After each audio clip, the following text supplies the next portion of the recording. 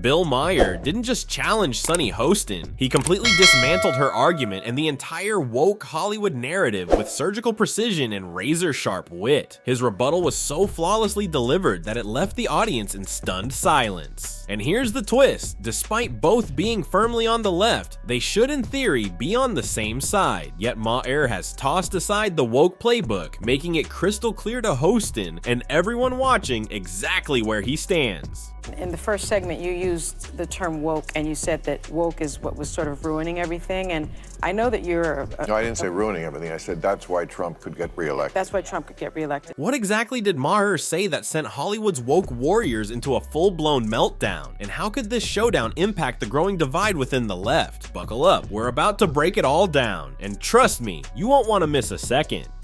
Bill Maher recently appeared on The View to promote his latest book, but what was supposed to be a routine PR stop quickly turned into a fiery verbal showdown. In a twist no one saw coming, the left-leaning host stunned everyone by calling out his own camp, leaving the panel and the audience reeling. It was like a backyard barbecue, except this time, the woke mob was the one getting grilled. The sparks flew when Sunny Hostin attempted to corner Maher with a pointed question about his use of the term woke, and that's when things really took off. But it's...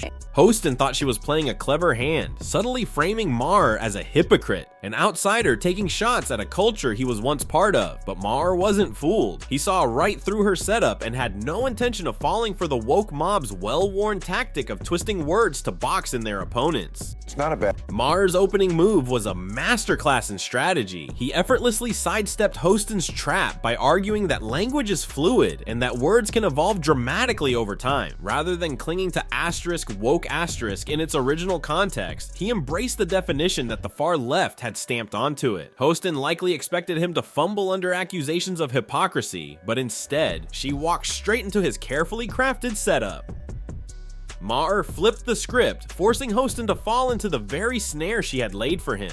But Bill Maher, a die-hard liberal, openly admitted that he snapped to attention when he saw the woke crowd backing Hamas. Meanwhile, these so-called woke warriors have the audacity to condemn Israelis for simply existing, while openly applauding Hamas's actions. Despite his strong liberal credentials, even Maher is just as stunned by this insanity as the rest of us. Most of the women on The View asterisk, including Hostin, would undoubtedly choose to live in Israel over Palestine. The reason is simple: Israeli society upholds values that align with American culture, making it far more appealing. In reality, none of these self-proclaimed woke activists would willingly subject themselves to Palestine's rigid laws that suppress women's freedoms. Maher didn't hold back, exposing the glaring double standards of the woke brigade. They loudly condemn Israel, yet they wouldn't last a day under Palestine's oppressive rules. The irony was impossible to ignore. By shining a spotlight on the stark contrast in women's rights between Israel and Palestine, Maher sent the woke faction into a full-blown meltdown.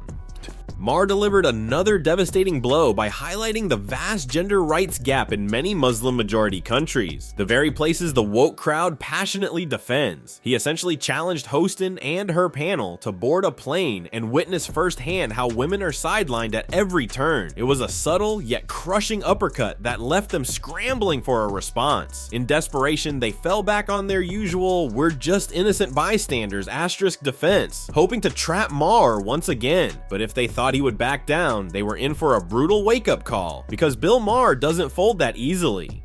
We're all concerned about the innocent civilians that have been collectively punished and murdered, largely children and women. And are you at all concerned about the fact that the International Criminal Court just today issued a subpoena for Bibi Netanyahu? Hostin quickly realized that Maher had completely dismantled her earlier argument about why a true leftist like him wouldn't embrace woke culture. In a desperate attempt to regain control, she tried to paint him as someone endorsing violence against innocent civilians, a classic woke tactic aimed at attacking his moral character when their argument collapses under scrutiny. But Maher saw it coming from a mile away. He didn't just counter, he delivered another crushing blow that shattered Hostin's weak strategy and exposed the flaws in the entire woke playbook. And here's the clincher: Maher's response wasn't just sharp, it was a masterclass in dismantling bad faith setups. Pay close attention, folks. This was a debate takedown for the ages. Hostin is clearly tongue-tied as Maher unleashes his blistering takedown, but the showdown is far from over. Let's see what explosive revelation he drops next. next. This is the question. Yes. You do? Yes. So how can we get out with a ceasefire? All right. So Hamas needs to be destroyed because they are a terrorist organization who say openly that they want to commit genocide on the Jewish people, on the state of Israel. That's what from the river to the sea means, okay? And they say it very openly. They said, we did this. They've attacked Israel 5 times. They've started 5 since they were given that land back. They could have chosen to turn that place into any place they wanted to, and they took a lot of money that they took from the international community, and they spent it on bombs and building tunnels. And then it happened. A truth bomb delivered with Bill Maher's signature calm precision. The applause erupted from everyone in the room, everyone except Hostin. She sat there speechless, like a drenched dog shivering on a bitter Friday night. Maher tore into the woke mindset so decisively that even Hostin's own panel and the typically left-leaning studio audience couldn't help but applaud his brilliance. He knows the woke playbook inside and out, dismantling its absurdities with surgical precision, but he wasn't done yet. He had one final devastating shot left. When Whoopi questioned whether the media skews the news to push a particular narrative, Maher's response was nothing short of masterful. Listen to this. So if they need to be destroyed, how do we do that? I don't know how to do that, and you don't know how to do that. I assume the Israeli do. Of course, everybody is, but that's what happens in a war.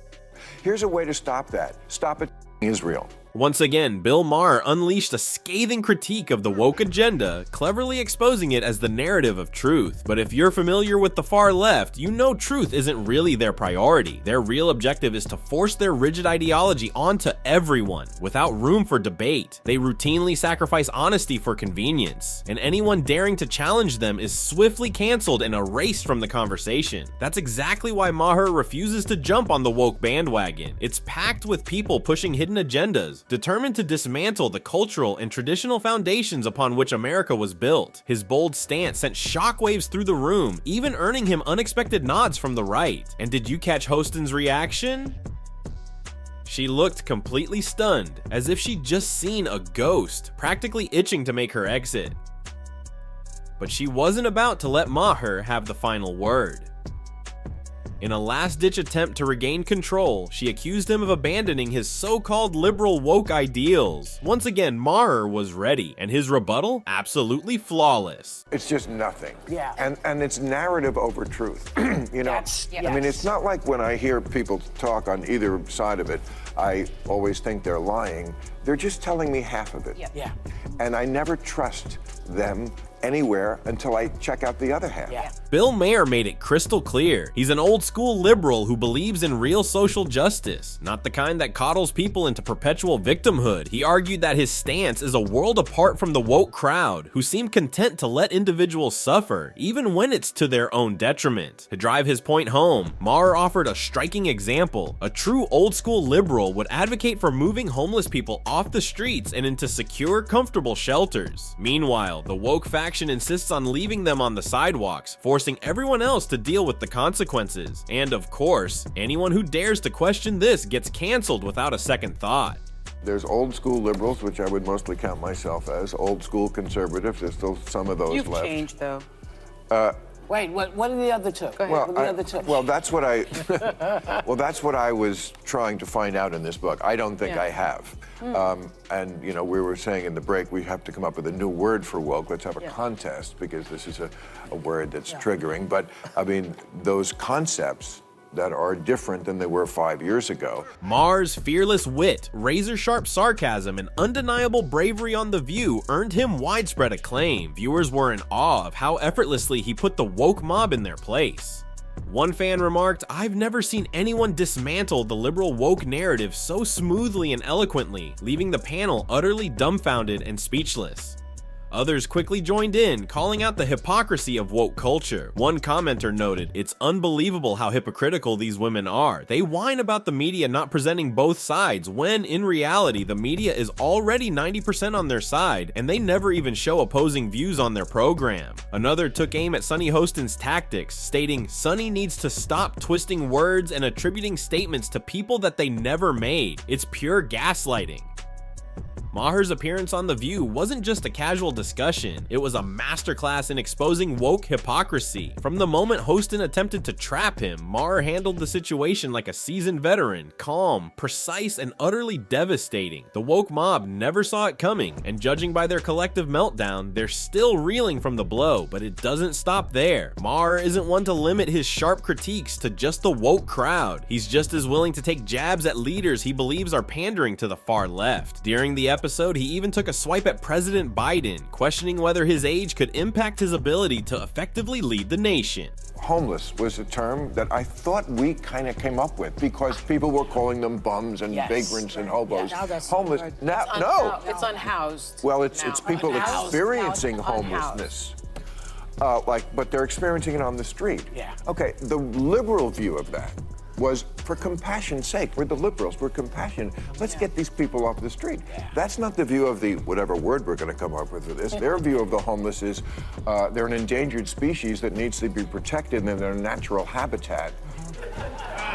Living their best life under a bridge. Ouch, that's gotta sting. Being called incompetent and unfit to run the world's most powerful nation is brutal enough, but being compared to a lifeless corpse while still breathing? Now that's a roast of epic proportions, and it plays right into the ever-popular theory that Biden isn't really steering the ship in the White House. He's just a figurehead while the real power brokers pull the strings behind the scenes. Maher's appearance on The View wasn't just an inconvenience for the woke mob, it was a full-blown migraine. His razor-sharp rhetoric and devastating one-liners left Sunny Hostin practically wishing the floor would swallow her whole. By the time Maher dropped his final truth bomb, Hostin's arguments had completely evaporated, and the woke mob's fragile narrative lay in ruins. They never stood a chance. That's a wrap for today's video. If you enjoyed it, don't forget to hit the like button and subscribe for more epic takedowns of the woke agenda. Catch you in the next one.